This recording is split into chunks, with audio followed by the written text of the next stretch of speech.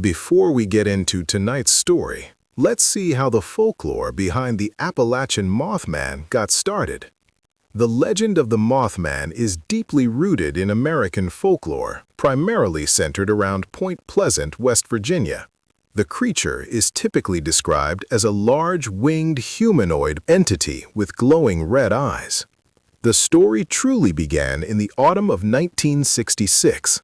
On November 15, two young couples reported seeing a large winged creature, like a man with wings, near an abandoned World War II-era munitions plant known locally as the TNT area, just outside of Point Pleasant. They described it as having a massive wingspan and piercing red eyes set close to the shoulders, giving it the appearance of having no head. Following this initial high-profile sighting, reports flooded in over the next 13 months. People claimed to have seen the creature flying, sitting on barn roofs, and even chasing cars at speeds up to 100 miles per hour. The local community became gripped by fear, uncertainty, and media curiosity. The Mothman sightings became intrinsically linked to an accompanying series of unsettling phenomena, including unusual electrical interference, strange humming sounds, and a sense of impending doom reported by witnesses. The sightings abruptly ceased following a catastrophic event, the collapse of the Silver Bridge on December 15, 1967. The bridge, which spanned the Ohio River between Point Pleasant, West Virginia, and Canaga, Ohio, tragically failed during rush hour, killing 46 people. For many believers, the Mothman was not just a cryptid, but a harbinger, a prophetic messenger or angel of death that appeared specifically to warn the population of the coming disaster. Because the creature vanished after the bridge collapse, the legend solidified.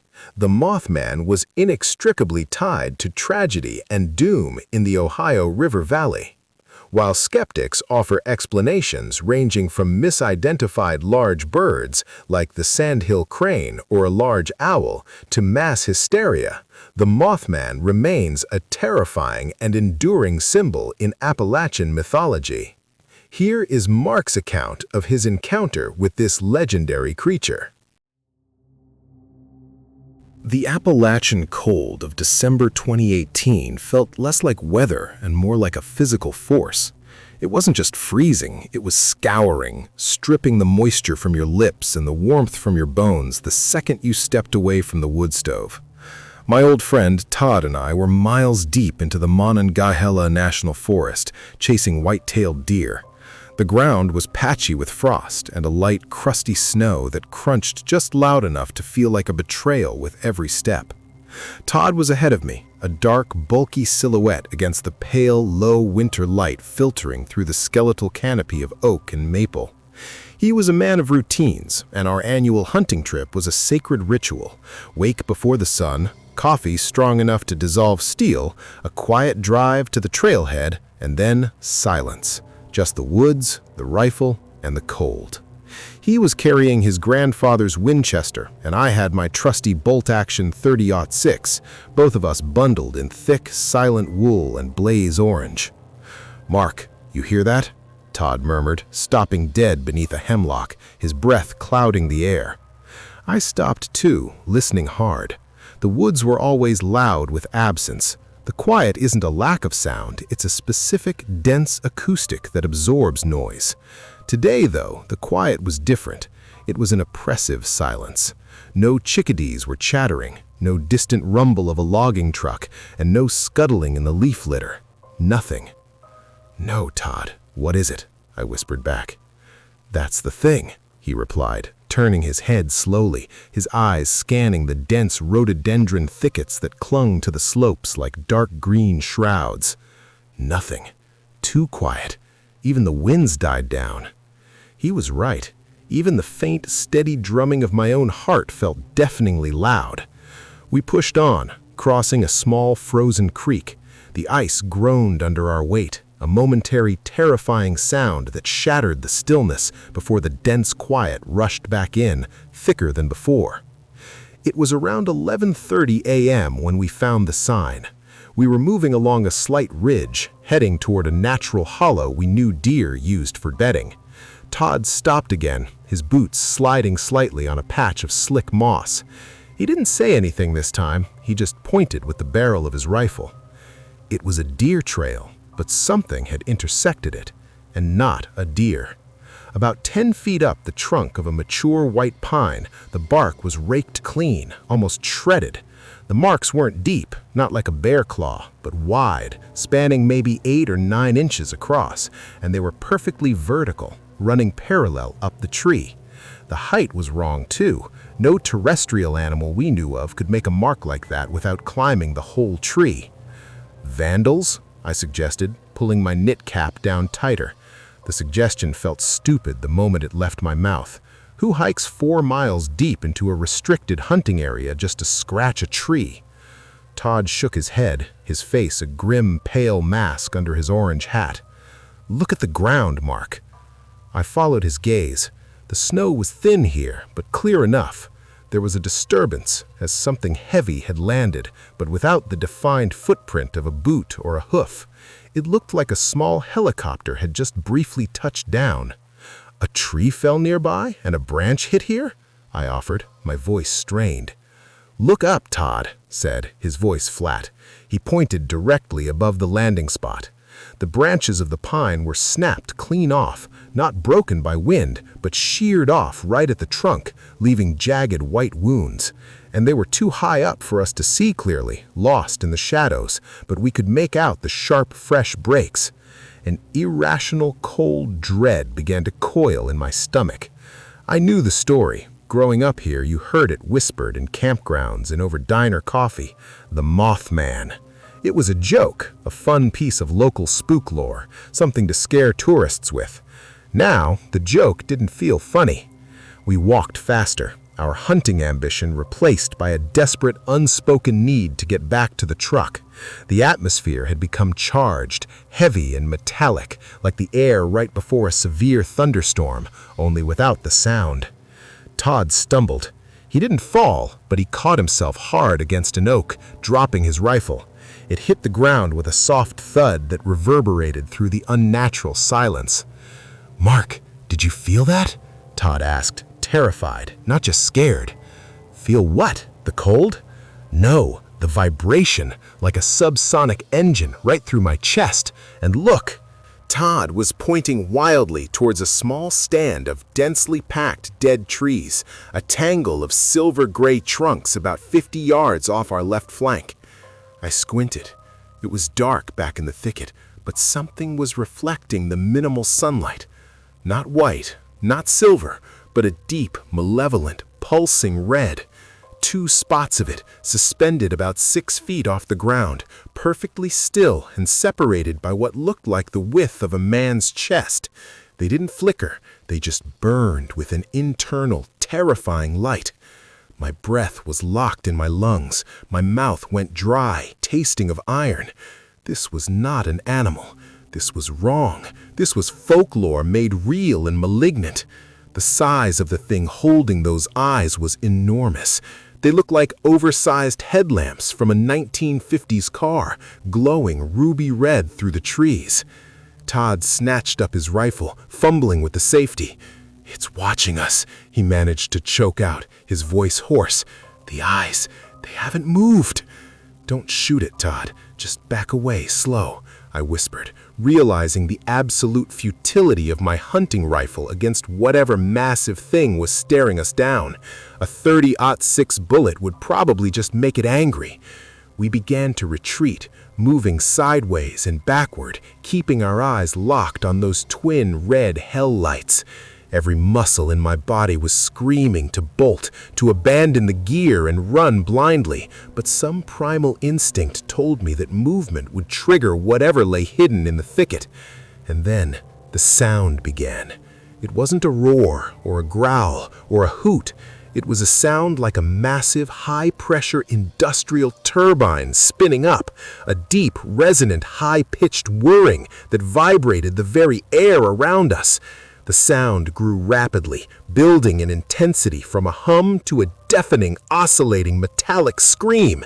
It felt like my eardrums were being stretched to breaking point. The dense thicket exploded. It didn't fly out. It seemed to unfold out of the trees, a colossal, terrifying shadow. The wings were immense, easily a 15-foot span, charcoal gray and bat-like, but they looked too stiff, too leathery to belong to any earthly bird. And the body, it was disproportionately large and bulky, yet it moved with a horrifying, fluid grace. It was the lack of a discernible head or neck that made the sight so truly alien. The body tapered directly into the wings, and the massive red eyes were simply embedded in the upper torso. The sheer wind generated by its takeoff hit us like a physical blow, scattering the loose snow and dead leaves into a temporary blinding vortex. "Run, Mark, run!" Todd shrieked, his composure completely gone. He didn't wait for me. He just turned and bolted down the ridge, slipping and scrambling in a desperate, panicked frenzy. I was frozen for a second, my mind refusing to process the impossible image of the flying titan. But the sound of those wings, a heavy, rhythmic thwump, thwump that followed the metallic whine, jolted me into action. I dropped my rifle. I didn't even notice doing it, and lunged after Todd. We ran blindly, crashing through briars and pushing past sharp, low-hanging branches. My lungs were burning, my legs were numb with cold and exertion, but the fear was a powerful, scorching adrenaline that drove me on. The noise from the creature was immediately above us. It wasn't flying away, it was pacing us, stalking us from the air. I risked a glance up through the thinning branches. It was directly overhead, a terrifying, impossible silhouette blotting out the pale December sky. I could see the distinct, terrifying V-shape of its wings against the gray. The red eyes were not just glowing, they were fixated, burning down at us with an utterly vacant, predatory intensity. Then came the scream. It wasn't the metallic whir, but a separate vocalization, a piercing electronic shriek that sounded like tearing metal and dying electricity combined. It wasn't aimed at us. It felt like a sound of pure, unadulterated wrongness being broadcast into the world. It was so loud, so physically painful, that Todd clapped his hands over his ears and stumbled to his knees. "The creek! Todd, back to the creek!" I shouted, yanking his arm and hauling him upright. The frozen creek bed offered the only semi-clear path, and instinctively I knew we needed to break the line of sight. We sprinted down the bank and scrambled across the slick, frozen surface, reaching the opposite side where a small, sheer rock face offered a shallow overhang. We collapsed against the cold stone, panting, hacking, and covered in snow and mud. The monstrous whirring noise continued overhead, circling slowly, but it was higher now, its rhythm broken. We huddled there, two grown men, armed and supposedly experienced woodsmen, reduced to shaking, weeping wrecks. "Did you see it, Mark? Tell me you saw it!" Todd whimpered, his face buried in his dirty wool sleeve. "I saw it, Todd. I saw the eyes," I whispered back, my throat raw. "It's real." After what felt like an eternity, but was probably only 10 minutes, the sound began to recede. The deep, heavy thwump, thwump faded slowly, moving away towards the higher peaks of the ridge. Finally, only the painful ringing in our ears remained. The silence that followed was still deep, still unnatural, but it lacked the specific, charged malevolence of the past hour. We didn't speak on the agonizing hike back to the truck. We didn't dare. We left our rifles and our packs where they lay, sacrificed on the altar of fear. The walk was a blur of frantic paranoia, every shadow, every snapping twig, sending waves of fresh terror through our exhausted bodies. When we finally burst out of the tree line and reached the truck, the mundane sight of my reliable Ford F-150 covered in a thin sheet of frost was the most beautiful thing I'd ever seen. We didn't stop to get the keys. We clawed our way into the cab, locked the doors, and sat there shivering, the engine running, the heat blasting. Todd looked over at me, his eyes wide and vacant. "Point Pleasant," he muttered, his voice barely a rasp. "They always said it was a warning." "A warning for what, Todd?" I asked, staring out the windshield at the menacing dark woods. "We just went hunting." He didn't answer. He just started sobbing, a deep, broken sound that echoed the horror we had just witnessed. We drove away, leaving a perfectly good deer rifle and my grandfather's prized .30-06 lying in the snow. Objects of metal and wood utterly useless against the terrible, impossible reality we had encountered.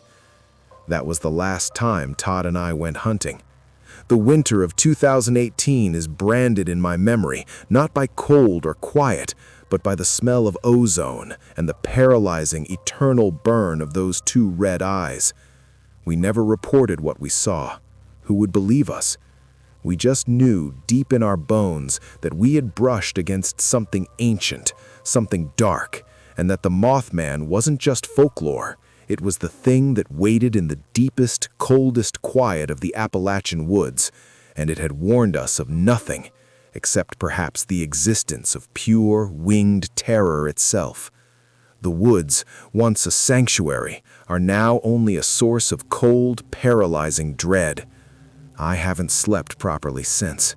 Every shadow on the bedroom ceiling, every distant jet engine, every moment of true silence sends me right back to the snow, running from the impossible silhouette and its heart-stopping mechanical scream. We got away, but we never really escaped. The memory is a prison, and the warden has red eyes. We were just two men hunting in the hills, and now we are two witnesses to the unbelievable, forever tethered to the darkest parts of the mountain legend.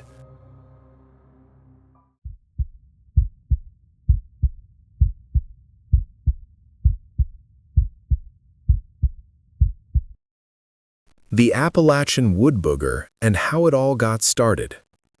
The term Wood Booger is a deeply regional name given to the elusive, large ape-like creature known across North America as Sasquatch or Bigfoot. While the Mothman is specific to the Ohio River Valley, the Wood Booger legend is ubiquitous across the dense, ancient forests of the Appalachian Range, particularly in the secluded hollows and rugged peaks of states like Tennessee, North Carolina, Kentucky, and West Virginia. Unlike the specific, localized, and sometimes prophetic nature of the Mothman sightings, the Wood Booger tradition is rooted in older, broader regional fears and pioneer folklore, often blending seamlessly with various Native American legends of giant, hairy forest men. The very term booger is an old dialectical word used in the mountains for a scary monster or bogeyman, underscoring its role as the quintessential fear of the deep woods. Descriptions of the wood booger are strikingly consistent with Sasquatch accounts globally. They are reported as massive, bipedal, ape-like primates, often 7 to 10 feet tall, weighing several hundred pounds and covered in thick, dark, sometimes reddish-brown hair. Witnesses frequently report incredible speed, stealth, and strength, demonstrated by broken branches high in trees, rock throwing, and unnatural territorial markings. One of the most persistent and terrifying details in wood booger encounters is the odor. Witnesses across the Appalachians report an indescribably revolting stench preceding or accompanying a sighting, a potent, musky combination of wet dog, stale sweat, manure, and rotting meat. This olfactory warning is often the first and most disturbing sign of its presence. Encounters typically involve 3 key elements. 1. Vocalizations, eerie howls, high-pitched screams, and the famous wood knocks, deliberate, powerful impacts of wood on wood, believed to be a form of communication. 2. Territoriality. The creature rarely engages directly, but often follows hikers, patrols areas, or throws stones to warn intruders away. 3. physical signs: giant footprints, snapped saplings, and beds of twisted foliage.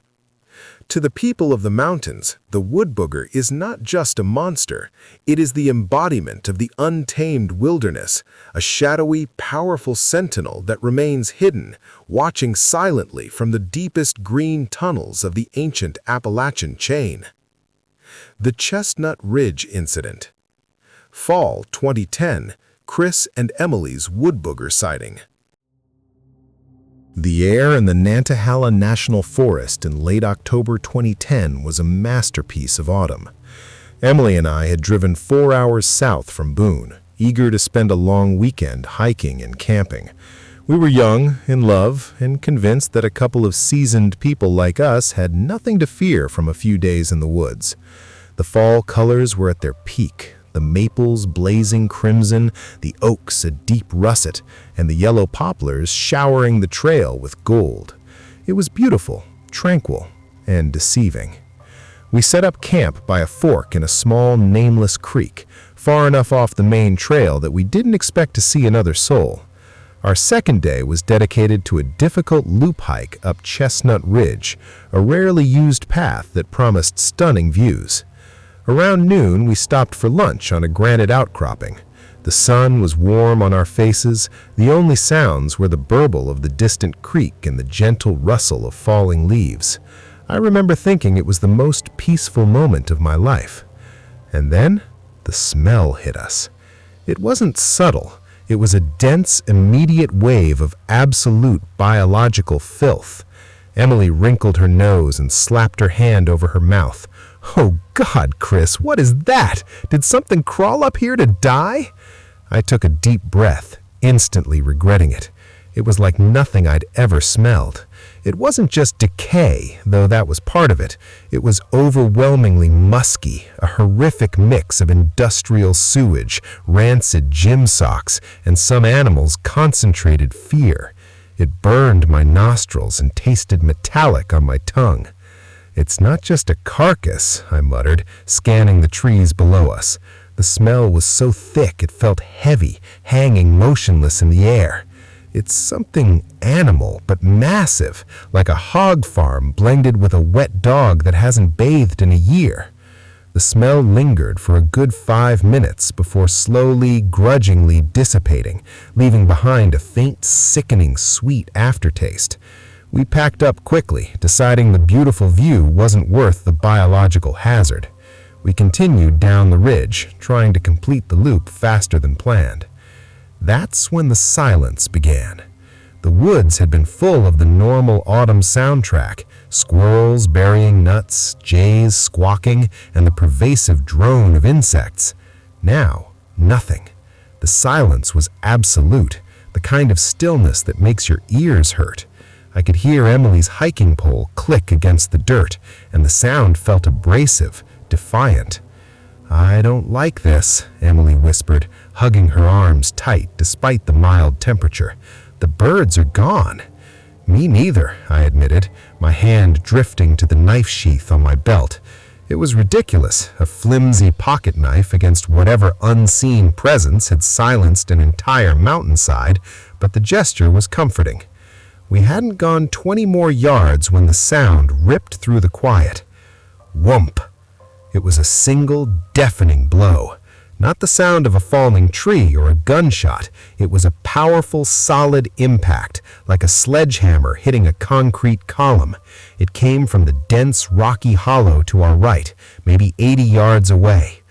Emily stopped instantly, frozen. "What was that?" she breathed, her voice barely a thread. "A wood knock," I whispered, realizing with chilling certainty exactly what the sound meant. It was too intentional, too heavy to be random. And then, 5 seconds later, the hollow answered. Whump! The second knock came from a different direction, maybe 200 yards down the valley, moving parallel to our position. It wasn't an echo, it was a communication, a signal. "They're moving us," I said, the words heavy and terrifying. "They're circling us or pushing us out. We have to leave this path." We abandoned the loop trail immediately, crashing down a steep, unmarked slope toward the creek bed below. The descent was brutal, marked by falling, scrambling, and the persistent, nauseating worry that those silent sentinels were watching our every clumsy move. When we finally reached the relative safety of the creek bottom, we started moving fast, splashing through the icy water.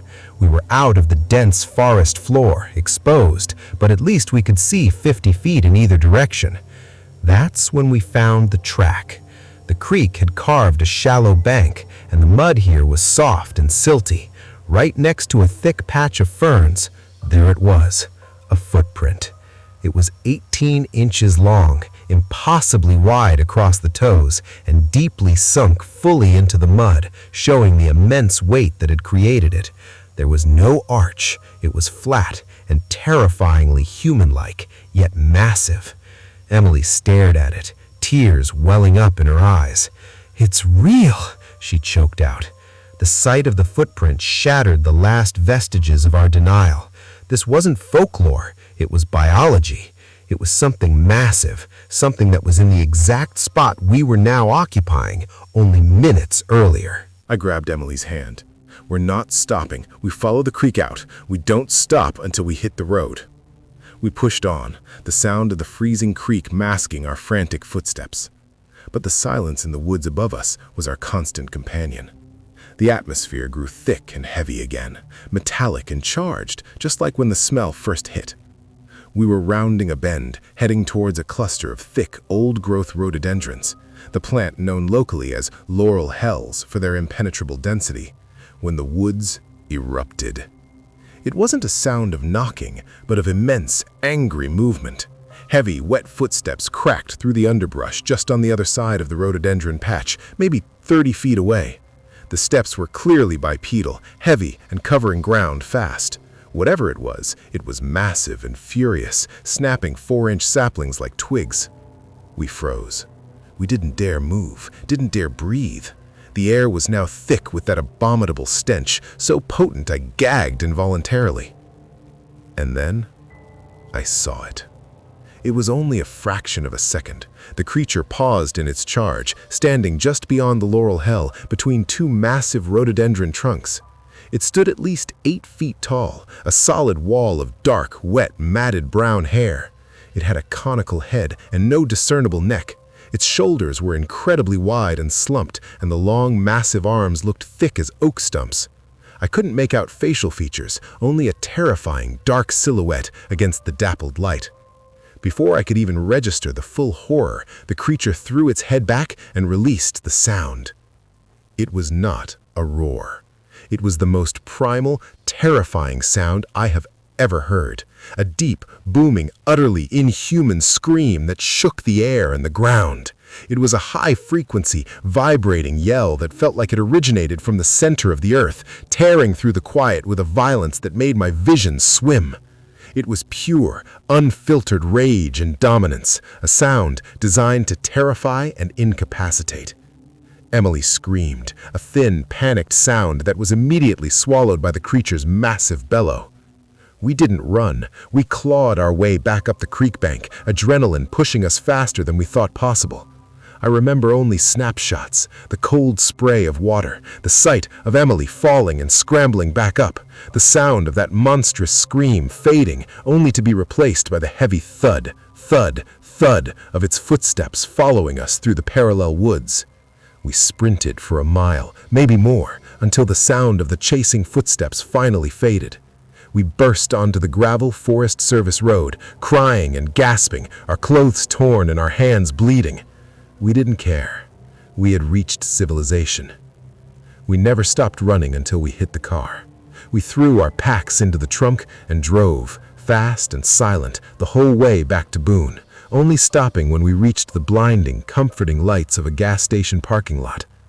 We didn't call the police. We didn't tell a soul. We knew what we saw, and we knew the disbelief it would bring. That autumn trip, meant to be a romantic getaway, became the day we learned the deep, terrifying truth about the mountain booger.